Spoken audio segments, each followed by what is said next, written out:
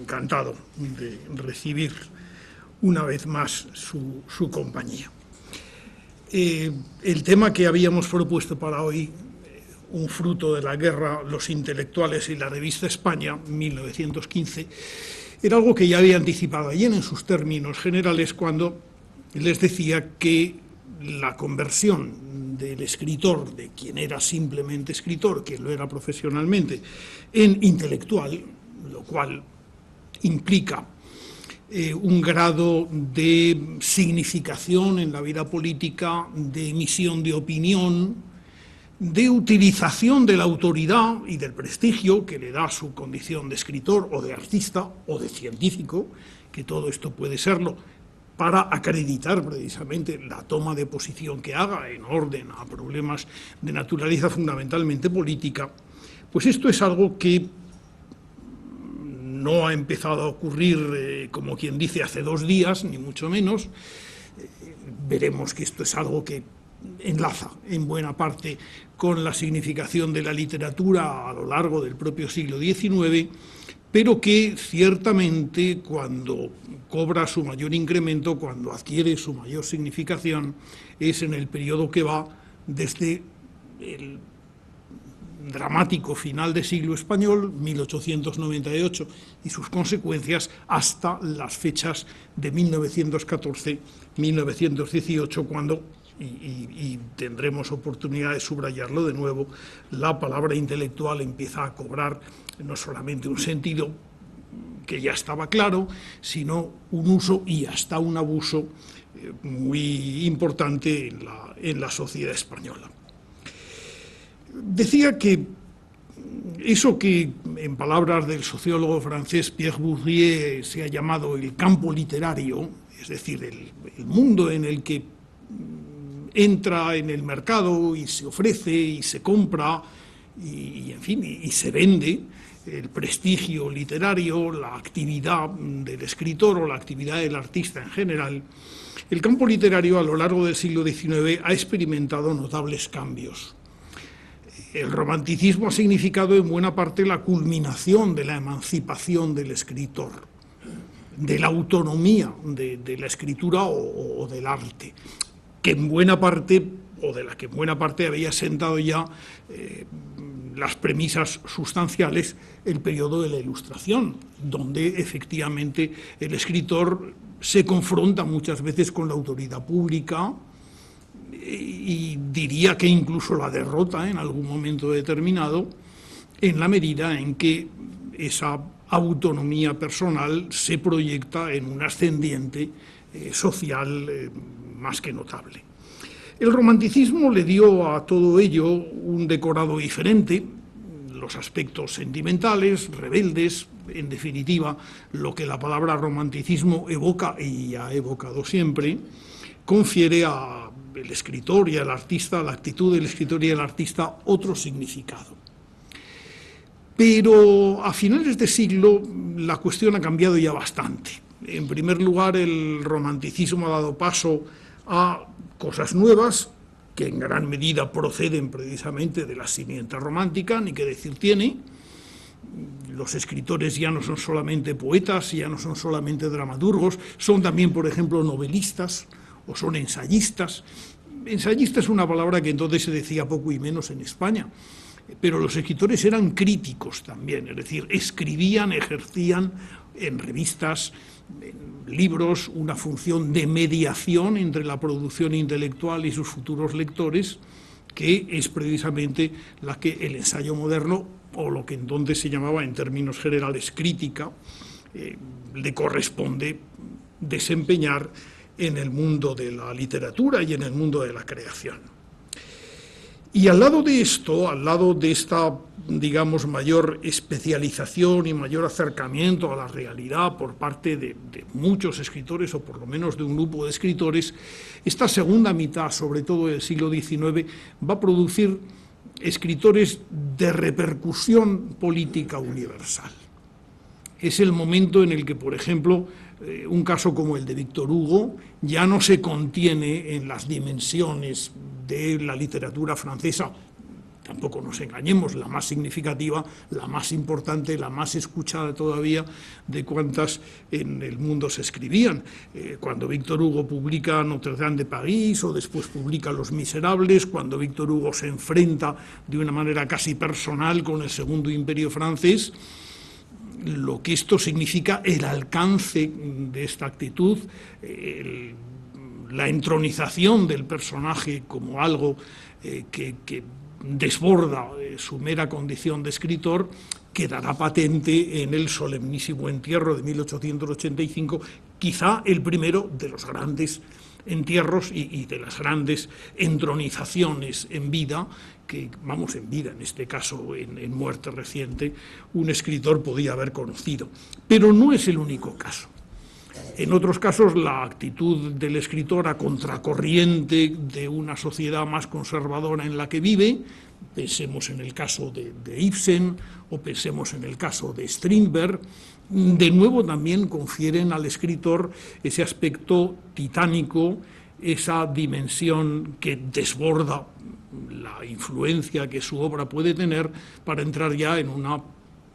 influencia, en un ascendiente de carácter moral y también político, ni qué decir tiene. Indudablemente hay un escritor dentro del siglo XIX que, y muere además en el siglo XX, muere en 1905, es decir, llega a ser casi un contemporáneo de los que hemos nacido en el siglo pasado. Bueno, pues el escritor al que me refiero, que es León Tolstoy, como se pueden imaginar, es evidentemente no solamente en el momento de sus últimos 20 años de vida el escritor más importante del mundo, sino que además Tolstoy es objeto de un verdadero culto. El tolstoyanismo es una suerte de religión laica, una consideración de la vida social, una forma de concebir la novela y la literatura y en general el arte, aquello por lo que el propio Tolstoy se había preguntado alguna vez en un ensayo bien conocido, que desborda no solamente los límites de Rusia y de Europa, sino que tiene importancia en la literatura finisecular de América Latina, por supuesto tiene una importancia extraordinaria en los Estados Unidos y las colonias tolstoyanas y las proclamas de obediencia cercana a lo que Tolstoy proponía son a principios del siglo XX y todavía durante bastante tiempo algo muy importante. Cuando Stefan Zweig, que era un escritor al que se le escapaban pocas cosas, escribió un libro muy conocido y muy bonito, Momentos estelares de la humanidad. Recuerden que estos momentos estelares de la humanidad, que empiezan, si yo no recuerdo ahora mal, con la caída de Constantinopla, dedican el último capítulo, el último momento estelar de la humanidad es precisamente los últimos años de Tolstoy, cuando huye de su casa, cuando se refugia en la vivienda de una estación de ferrocarril, y los telegramas de toda Europa y las visitas y las peticiones, etcétera, lo convierten en una noticia universal. No es muy hacedero llamar a Tolstoy intelectual. Cuando decimos la palabra intelectual, cuando nos referimos a esta palabra que surge en 1898, en el momento en que, como veremos, denomina a un manifiesto de protesta que acompañó a primeros de 1898, en los meses de enero y febrero del 98, a la gran declaración, al J'accuse, al famoso artículo Yo acuso de Émile Zola, que había aparecido como defensa de la honorabilidad del capitán Dreyfus, acusado de traición al ejército francés y a su país, pero indudablemente detrás de lo cual había una poderosa campaña antisemita bien orquestada desde hacía muchos años. Bueno, pues cuando este artículo aparece, instigado por el futuro gran político Georges Clemenceau y firmado por la mayoría de los escritores, artistas, etcétera, que tienen importancia en aquel momento en Francia, por primera vez la palabra intelectuales aparece tanto en la definición que se dan a sí mismos los firmantes del escrito, como una manera de colectivizar de algún modo lo que es en principio un colectivo muy diverso, porque ese manifiesto, y veremos que en España ocurre, lo firman escritores quizá en primer grado, pero lo firman también artistas plásticos, lo firman profesionales, fundamentalmente de la medicina, científicos, profesores universitarios, bueno, personajes que ejercen efectivamente como intelectuales, que tienen el fundamento de su trabajo en el ejercicio de la inteligencia o de la sensibilidad o del buen gusto, detrás de los cuales hay, por lo tanto, una formación, una educación de mayor refinamiento. Pero si uno por uno es discutible quizá la aplicación del término intelectual, es evidente que todos reunidos, todos firmando un mismo manifiesto, todos evitando que ese manifiesto tenga una naturaleza directamente política.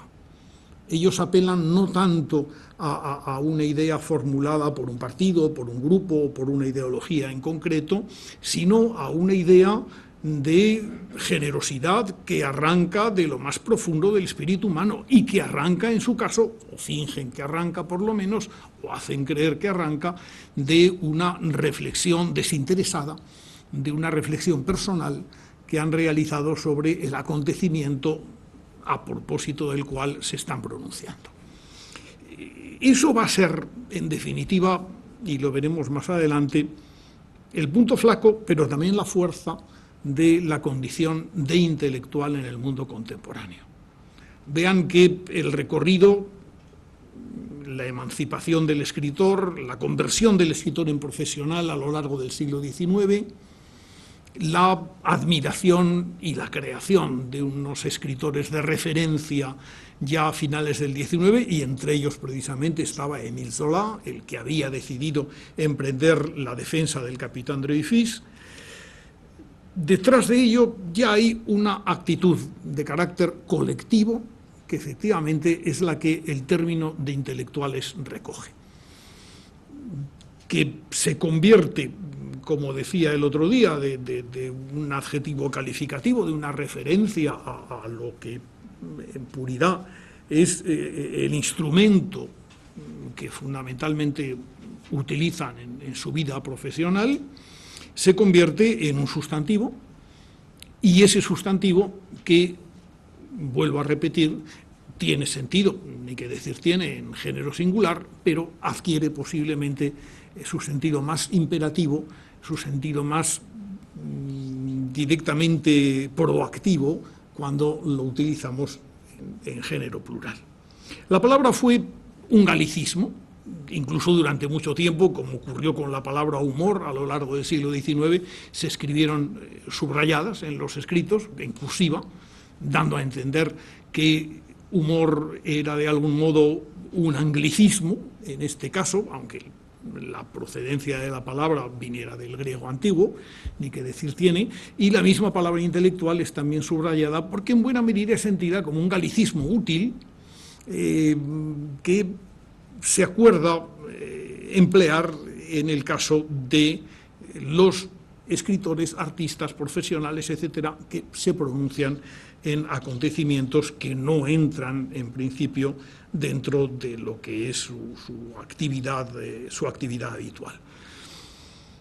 Pero había un antecedente, o hay un antecedente de la utilización del término intelectual, o de un término asociado a lo intelectual, como definición de un mundo de opinantes independientes, libres y seguramente hostiles al principio de autoridad, que había precedido en unos cuantos años a la utilización del término intelectual en Francia, en España y posteriormente en todo el mundo,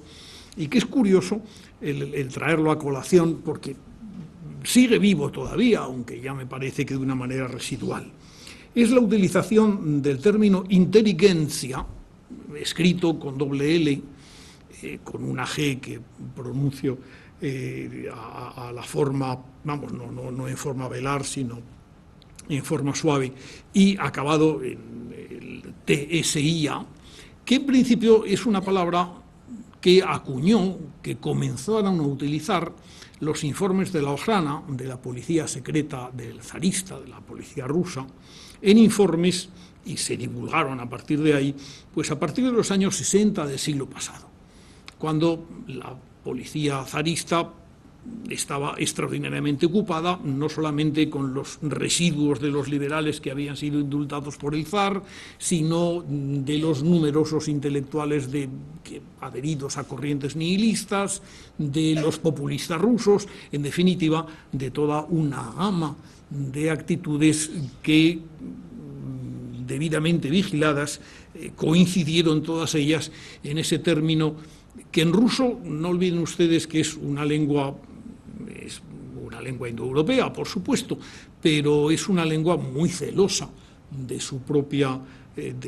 como le ocurre al alemán, de sus propias etimologías, y donde la palabra inteligencia resulta evidentemente un extranjerismo total. Y por otra parte, tal como es transcrita, como lo he hecho yo y como es utilizada o ha sido utilizada en todas las lenguas, indica evidentemente ese grado de prevención, de acusación que inteligencia tiene con respecto a los verdaderos objetivos y la procedencia de las ideas de quienes actúan de esa manera. Son extranjerizantes. No hace falta que apele a los recuerdos que ustedes puedan tener del uso de la palabra intelectual durante el franquismo, por ejemplo, en España, para entender perfectamente que quizá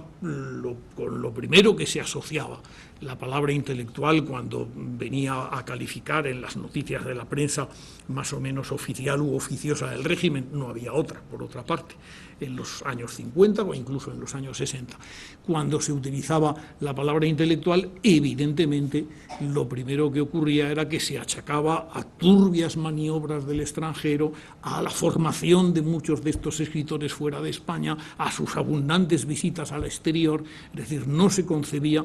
y ya en tiempos en que la palabra inteligencia empezó a utilizarse en Rusia, no se concebía otro pecado nacional peor que el delito de extranjerismo y, por otra parte, el trasladar ideas foráneas a la palestra de las ideas nacionales. Bueno, pues evidentemente, con estos antecedentes entenderán ustedes en qué términos, por un lado, de orgullo profesional por parte de quienes lo utilizan, pero también de prevención por parte de un sector de la opinión a la que se dirigen los manifiestos o los escritos de los intelectuales, puede iniciarse esto en España. La verdad es que la palabra intelectual, decía el otro día, hace ya años, un hispanista admirable, Inman Fox,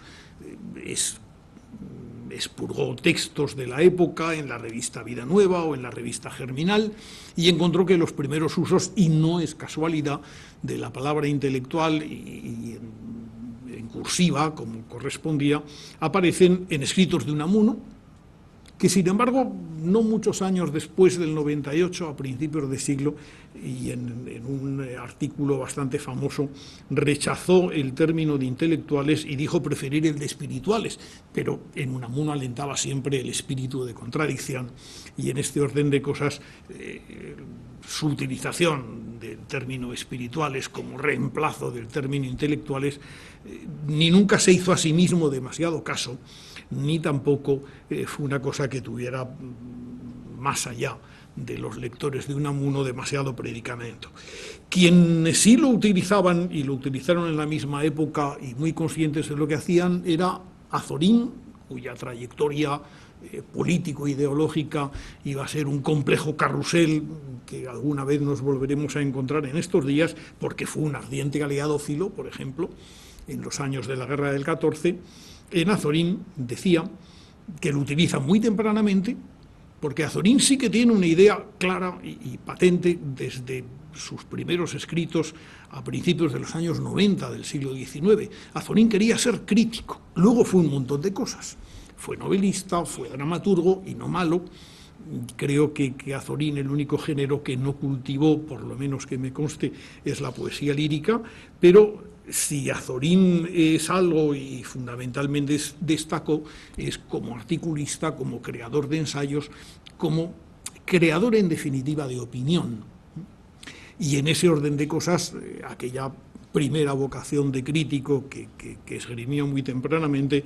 es a la que se mantuvo fiel hasta el último año de su vida. Y el otro escritor que utiliza también, y muy tempranamente, y seguramente con más determinación que Unamuno y que Azorín, es Ramiro de Maeztu.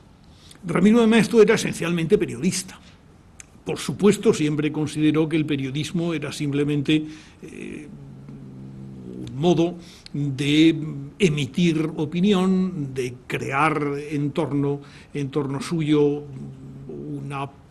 fama y un crédito que efectivamente era muy superior al que podía corresponder a un simple escritor de periódicos. Ramiro de Maeztu era siempre algo más. Era, como lo era Zorino, lo era Unamuno cuando escribían, un escritor que escribía en periódicos. Aunque lo cierto es que Maeztu prácticamente, aparte de algún cuento y de una novela por entregas que hizo en los inicios de su vida, nunca fue autor de ninguna obra de carácter de imaginación literaria, para entendernos, ya que literaria fueron sus obras. Pues estos son los tres primeros escritores en los cuales la palabra intelectual aparece censada con mucha claridad. No es, sin embargo, una palabra que se usara de forma colectiva en los años de la crisis finisecular española, 98, 99, ni en los años de principios de siglo. Hubo de esperarse un poco a que la palabra adquiriera sentido, y fue en una crisis posterior, cuando ya la del 98 se desdibujaba en el horizonte, que fue la campaña contra Maura de 1910. La campaña contra Maura arranca en primer lugar, de lo que se llamó un gobierno largo. En términos de un gobierno de la Restauración, era un gobierno larguísimo, duró 2 años y pico prácticamente. En 1907 Maura aceptó la presidencia del gobierno tras las preceptivas elecciones que ganó el Partido Liberal Conservador, que era el suyo, y se mantuvo en el poder hasta finales de 1909. Pero en julio de 1909 estalló en Barcelona, de una manera francamente inopinada, una rebelión popular, una suerte de movimiento espontáneo de masas. Nunca es espontáneo, por supuesto, un movimiento de masas que, con el tiempo y ya en su momento, muy tempranamente, se conoció como la Semana Trágica. La Semana Trágica fue una reunión de todos los antis que en la época estaban funcionando como un pleito presentado por la sociedad civil española contra el gobierno de la Restauración y contra sus manifestaciones más conservadoras. Allí estuvo el anticlericalismo, sin que en principio tuviera nada que ver la actitud de la Iglesia Católica. La Semana Trágica significó la quema de conventos, la profanación de iglesias, incluso el desentierro de cadáveres que había enterrados según los términos de los que se había hecho antes del siglo XVIII, en los que había enterrados monjes o monjas en conventos. Se exhumaron cadáveres, se expusieron públicamente, haciendo creer o anunciando que eran manifestaciones o muestras de torturas antiguas en aquellos lugares. En fin, se dio una explosión brutal de anticlericalismo al lado de la expresión de un antimilitarismo que venía también de atrás y que en este caso concreto, en la Semana Trágica, había sido el motivo principal. El motivo principal había sido el embarque de tropas reclutadas en cuarteles catalanes para embarcarlas para Marruecos, donde se había producido uno de los innumerables desastres que jalonaron el periodo del protectorado español, en este caso el desastre del Barranco del Lobo. Se trataba de reforzar con tropa nueva la capitanía de Melilla, y la elección de soldados catalanes fue harto desafortunada, indudablemente, y no por la razón que quizá tengamos ahora derecho a pensar, por una manifestación de catalanismo que tuvo bien poco que ver con la Semana Trágica. Estuvo más bien del lado de las víctimas, los catalanistas burgueses de la época. La mayoría de los soldados que se embarcaron eran soldados que no habían tenido otro remedio que el de serlos. De hecho, en aquel momento,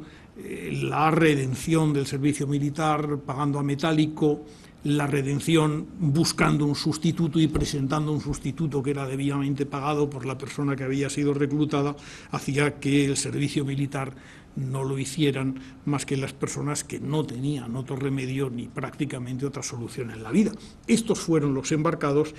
y de ahí se generó una activa protesta en la que entró un tercer elemento enormemente importante: el anarquismo. El anarquismo que en buena medida había significado el acompañante inevitable de la industrialización de la Barcelona de los últimos 30 o 40 años, estalla precisamente en ese momento en que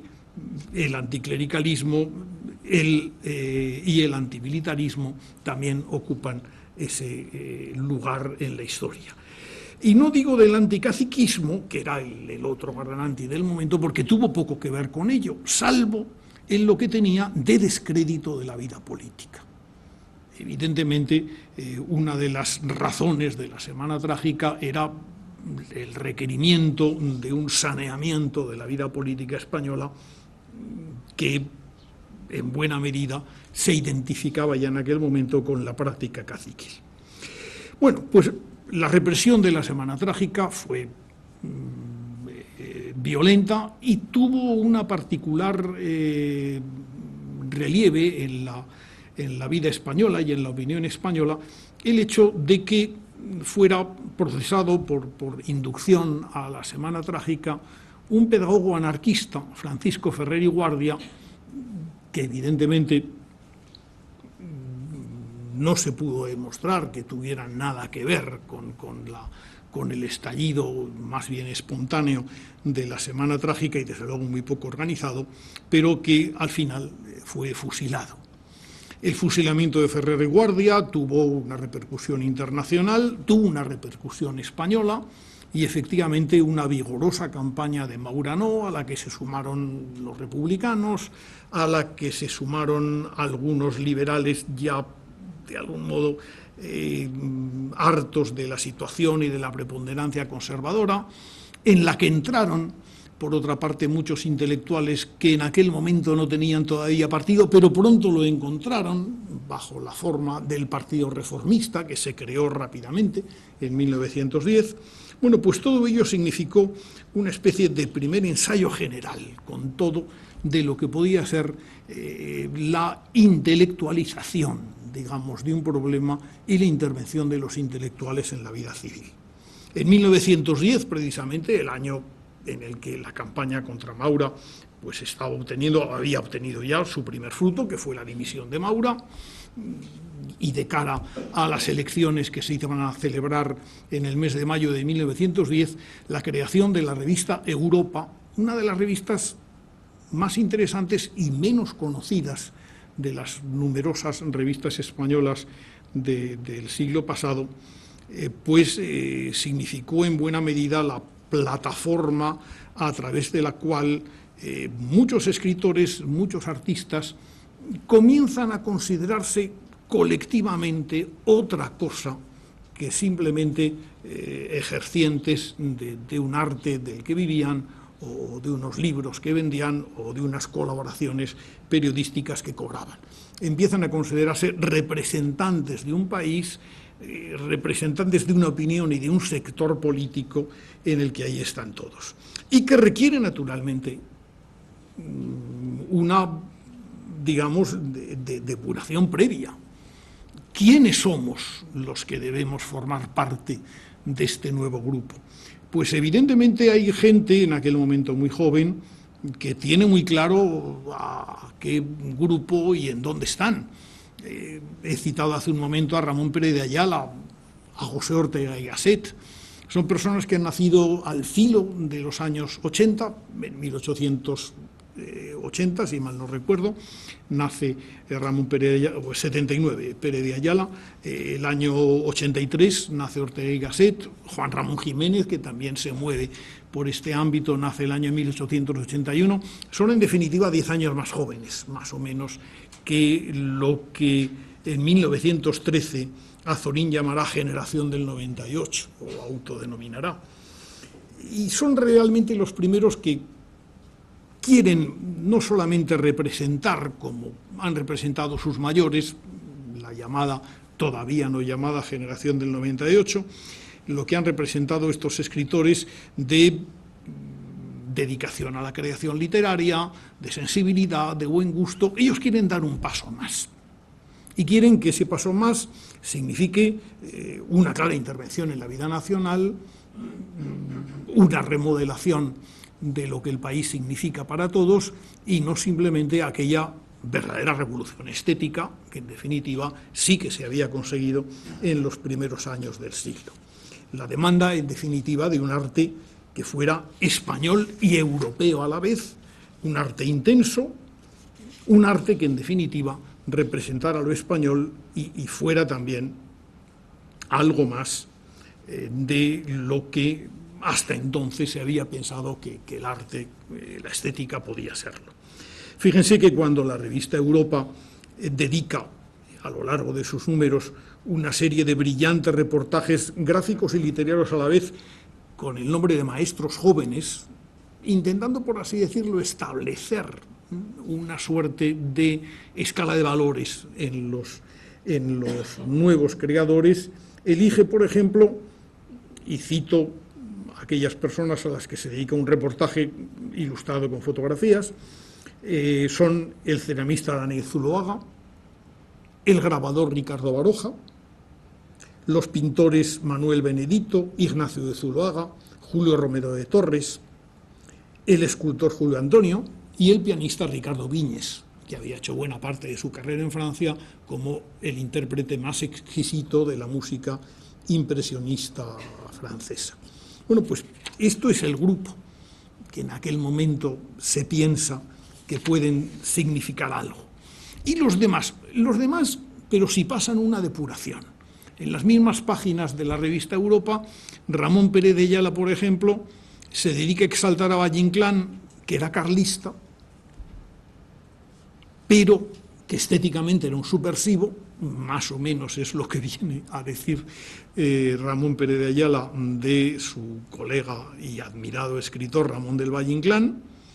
mientras que Ortega y Gasset, por su parte, intenta incluso, tienen el proyecto de escribir un libro entero sobre la obra de Pío Baroja, que al final queda en un importante artículo que publica en 1910 en la revista La Lectura, Pío Baroja, Anatomía de un alma dispersa.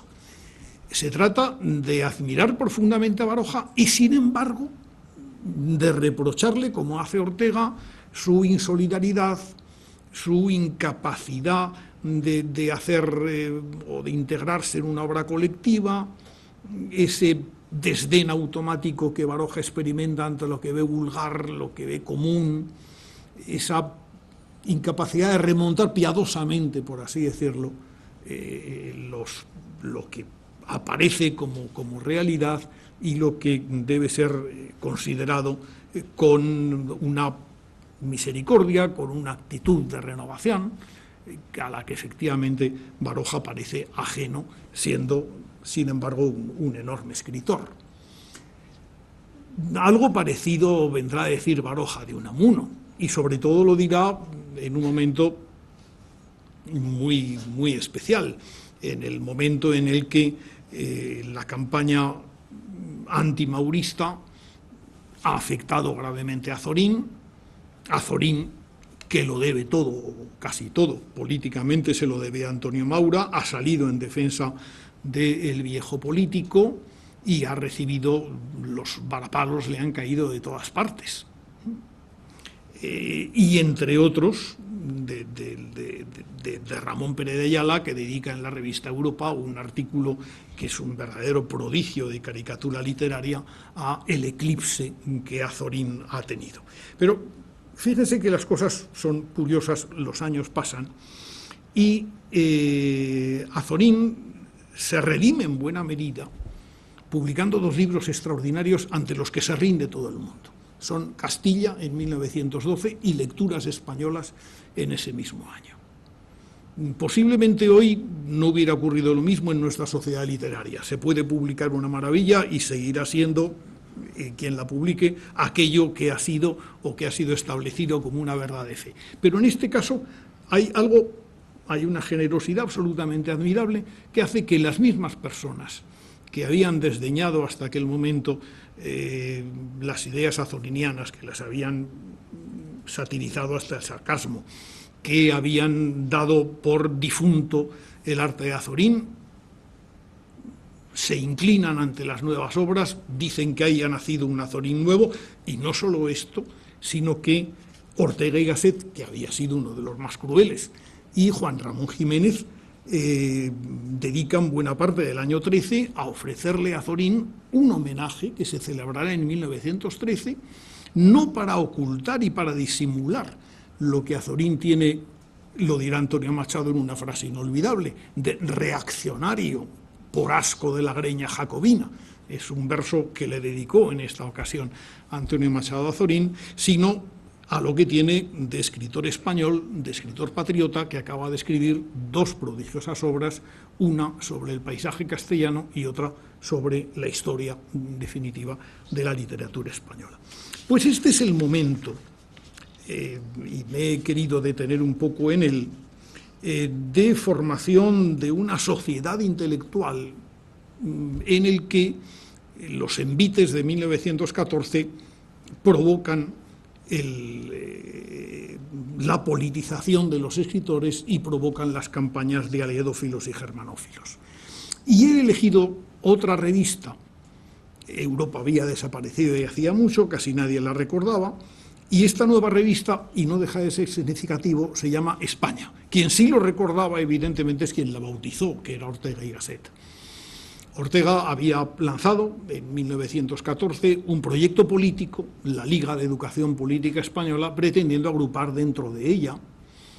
desde noviembre de 1913, pero es en febrero de 1914 cuando la Liga se presenta en sociedad, por así decirlo, con un discurso de Ortega. En 1913-14, decía, es cuando en el acto precisamente en la conferencia de febrero que inauguró la Liga, un joven heredero, Luis García Bilbao, huérfano, escritor incipiente, se presentó ante Ortega y le ofreció una pingüerencia que acababa de recibir para que fundara una revista que pudiera ser portavoz de aquellas ideas que Ortega había manifestado en su conferencia Vieja y Nueva Política. Lo cuenta el propio Ortega, lo cuentan testigos presenciales como Salvador de Madariaga, Zenone Vero Ben Trovato, porque efectivamente sí que esta herencia fue lo que se utilizó como primer lanzamiento de un semanario de la vida nacional, España, semanario de la vida nacional, ni el sentido que aquí tiene la palabra nacional, como habrán reparado ustedes, ni la idea de que la revista se llame España cuando el antecedente más inmediato de revista parecida se había llamado Europa, son casualidades. Ortega quería centrar en el país, en la nueva significación del país, la labor de quienes allí escribieran, y de algún modo lo repetía dos veces. La primera con una invocación territorial, España, y la segunda con una invocación, digamos, más activa, más distinta, que era a través de ese adjetivo de nacional que califica el fundamento de la revista, el semanario de la vida nacional. Vamos a ver lo que dice, cómo la presenta el propio Ortega, esta revista cuyo primer número apareció en enero de 1915. El primer número la define claramente. Un lugar donde cada 7 días aparezcan registradas solícita y lealmente todas las pulsaciones del corazón español, latidos de dolor o latidos de voluntad. Se han reunido en colaboración para publicar este periódico los más estimados escritores de las nuevas generaciones, deseosos de prestar auxilio en forma orgánica y persistente a cuanto aparece en nuestra sociedad con los caracteres de intento sano, de queja honrada, de alma limpia, de demanda justa, de efectivo mérito. Y a la vez con el deseo de contribuir con sus fuerzas, pocas o muchas, a que acabe de hundirse la España insalubre, inepta, inactual, la España de las frases hechas y la política deshecha, de las instituciones fantasmas, de las acciones destructoras, esa España oficial, enemiga de la otra humilde España, de los pueblos, los campos y las costas. Bueno, los términos, verán ustedes que son los términos que corresponden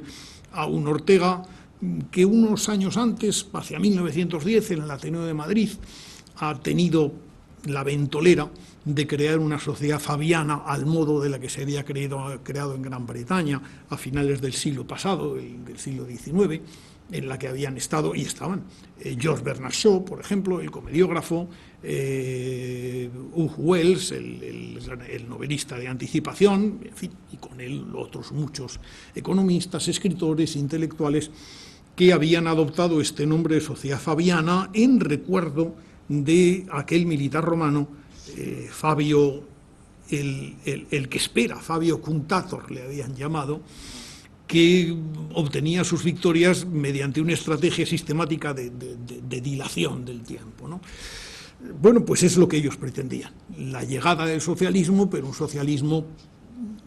a la fabiana, es decir, que fuera simplemente convencimiento de los demás,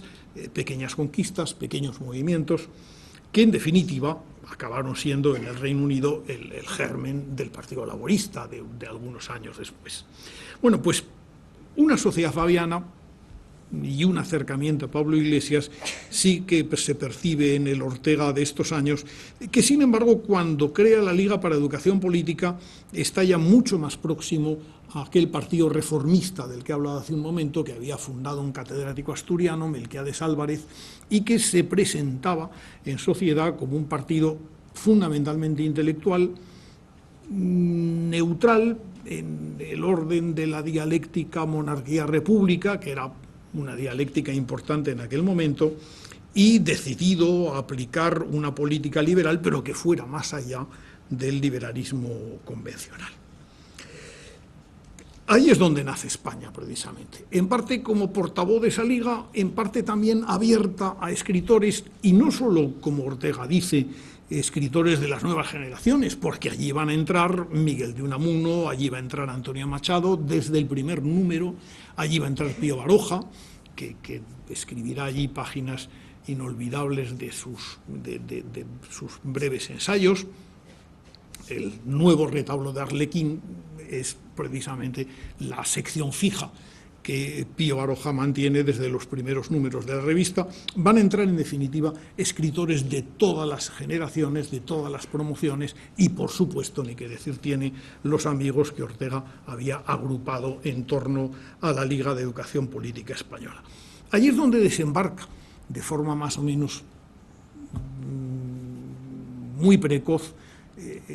cuando estalla en agosto de 1914 la Guerra Europea. De nuevo es Salvador de Madariaga quien, pues de una forma muy clara, lo dice en sus ya muy tardías memorias. La revista vino a ser financiada,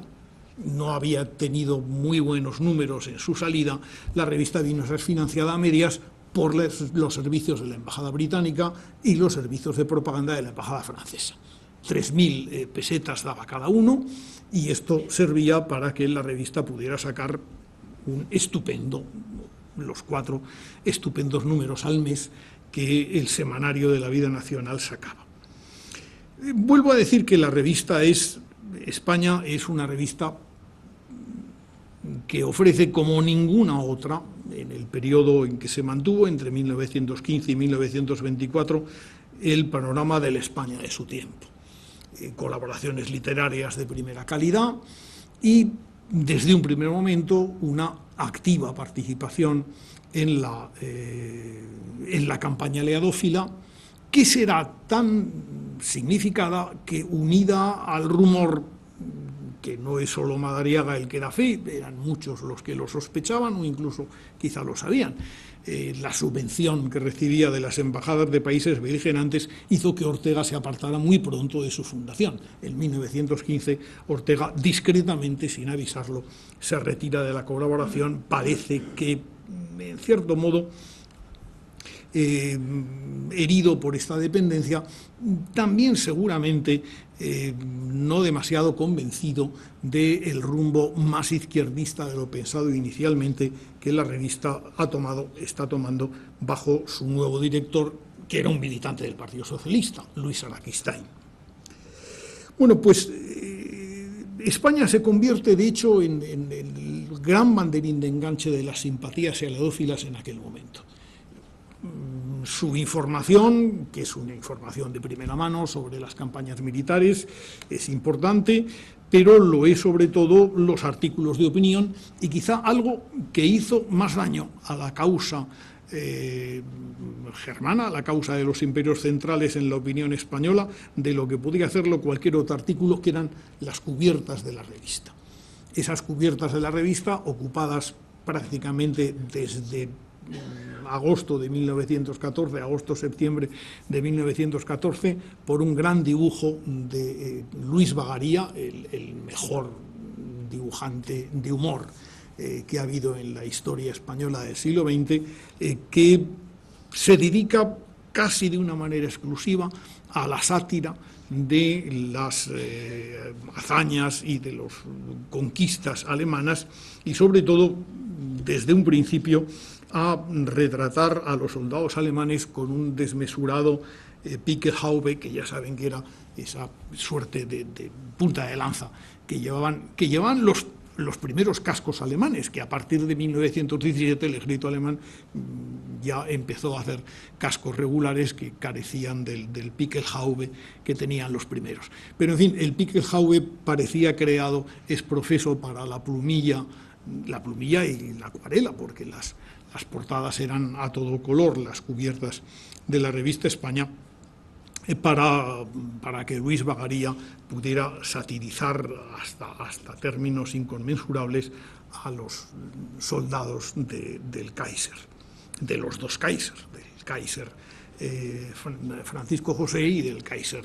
Guillermo de Austria-Hungría y de Alemania. Pero es indiscutible, y lo veremos con más detalle,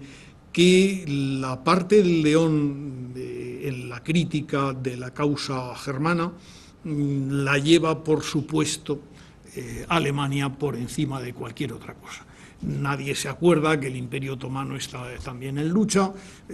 Austria-Hungría, solamente cuando se agudice su enfrentamiento con Italia, suscitará mayores antipatías, pero en un principio es el Kaiser, es lo alemán, es lo germano, lo que ocupa fundamentalmente el espíritu de los colaboradores de España, que en 1915 llevan ya a un manifiesto, el primero de los manifiestos importantes, cuyo autor es anónimo, por supuesto, el manifiesto, pero sabemos ya que el autor fue Ramón Pérez de Ayala. Lo dice bien claramente. Explica bien claramente cómo ellos no son exactamente partidarios de que España sea un país beligerante más, pero que es indiscutiblemente un deseo de humanidad, una necesidad de proclamar quién tiene la razón en el conflicto, lo que les lleva a ello.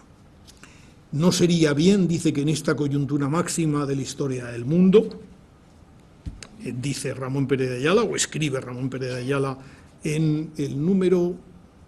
lo debo tener anotado en alguna parte, es un número de 1915 donde aparece el manifiesto, 9 de julio de 1915, bajo el título Palabras de algunos españoles. Pues no sería bien que en esta coyuntura máxima de la historia del mundo, la historia de España se desarticulase del curso de los tiempos, quedando de lado a modo de roca estéril, insensible a las inquietudes del porvenir y a los dictados de la razón y de la ética. No estaría bien que en estos momentos de gravedad profunda, de intensa religiosidad, cuando la especie humana sufre sin cuento, engendrando una más apretada y fraterna solidaridad, España, por el apocamiento de sus políticos irresponsables, apareciera como una nación sin eco en las entrañas del mundo.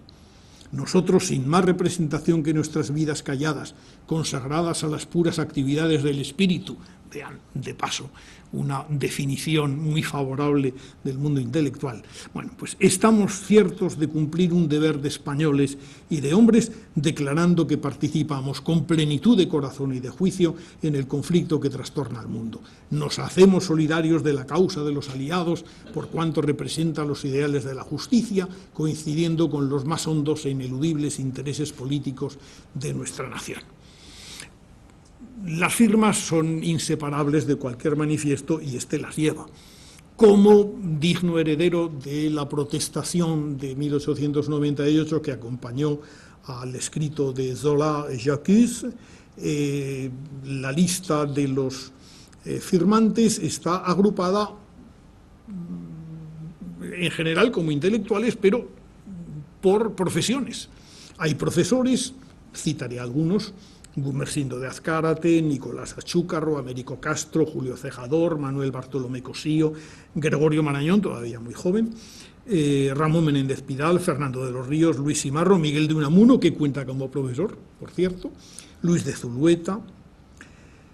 compositores de música que vienen detrás, firman Manuel de Falla, Joaquín Turín, Amadeo Vives y otros, no los cito todos. Pintores: Hermen Anglada Camarasa, Ramón Casas, Anselmo de Miguel, Nieto, José Rodríguez Acosta, Julio Romero de Torres, Santiago Ruseñol, Ignacio Zuloaga. Escultores y decoradores: Julio Antonio, José Clará, etc. Y una nutrida representación de escritores que sí que vale la pena que ya para final citemos a todos para que vean dónde están, y ya en las intervenciones en las conferencias sucesivas, donde ya hablaremos directamente de ellos, vean dónde está cada cual. En el lado de los aliados estaban Gabriel Alomar, Luis Araquistain, que era el director de España, Manuel Azaña, que fue el último director de España. Azaña fue director de la revista la segunda mitad del año 23 y lo poco que la revista vivió del año 24, un año y pico, poco más. Bueno, pues Manuel Azaña, Azorín, José Carner, que es el gran escritor catalán Josep Carner, en aquel momento un escritor ya importante, pero fundamentalmente un funcionario diplomático español, Manuel Ciges Aparicio, Francisco Gran Montañe, Amadeo Hurtado, Ignacio Iglesias, Antonio Machado, Ramiro de Maeztu, Gregorio Martínez Sierra, Enrique de Mesa, Armando Palacio Valdés, Benito Pérez Galdós, Ramón Pérez de Ayala y Ramón del Valle Inclán. Vean ustedes que falta Antonio Machado, pero el último día desvelaremos por qué Antonio Machado, que de algún modo sí que se sentía cercano de la causa aliada más que de cualquier otra, no quiso, sin embargo, intervenir en estas rebatiñas y lo puso por escrito en un bellísimo poema. Bueno, pues estos eran los intelectuales. A propósito de ellos, otro intelectual, un escritor y crítico, Edmundo González Blanco, germanófilo convencido, por cierto, escribía en 1917 en un libro de propaganda que titula Iberismo y Germanismo, España ante el conflicto europeo, y a propósito de este manifiesto escribía lo siguiente, que es para meditar. O la palabra intelectual ya no significa nada, o equivale rigurosamente a pensador, investigador, sabio. ¿Quién en serio sostendrá que se es pensador por el mero hecho de ser escritor? El literato no se distingue del burgués y del obrero por el mayor desarrollo de su inteligencia, sino por el mayor desarrollo de otras dos facultades del espíritu que con la inteligencia no tienen nada en común: la emotividad estética, facultad pasiva o receptiva, y la imaginación creadora, que es así, que es facultad activa. Y diré más. Y es que esas dos facultades del espíritu no solo no tienen nada en común con la inteligencia, sino que casi siempre perjudican a su desarrollo, como prueban la experiencia y la psicología. Solo el género masculino de los pensadores es un género verdaderamente intelectual. El género femenino de los literatos y el género neutro de los especialistas científicos únicamente podría servir para que los hombres contados entre las primeras celebridades en su ramo sean capaces de revelarnos su increíble torpeza intelectiva en cualquier otra cuestión. Así que aquí tienen ustedes retratado en un momento por la pluma de Edmundo González Blanco, quizá los motivos que todavía hoy siguen esgrimiendo los poco partidarios de los intelectuales como, en fin, como forma de manifestación de quienes lo son. Y aquí tienen ustedes, pues, una primera manifestación que hasta ahora no habíamos tenido demasiado presente de la existencia de germanófilos o de neutralistas en nuestro país, que muchas veces eran, como el propio Edmundo González Blanco, escandalizados por el abuso de ciertos términos y de ciertas prerrogativas que al parecer se arrogaban quienes no las tenían. Muchísimas gracias y hasta el martes de la semana que viene. El martes.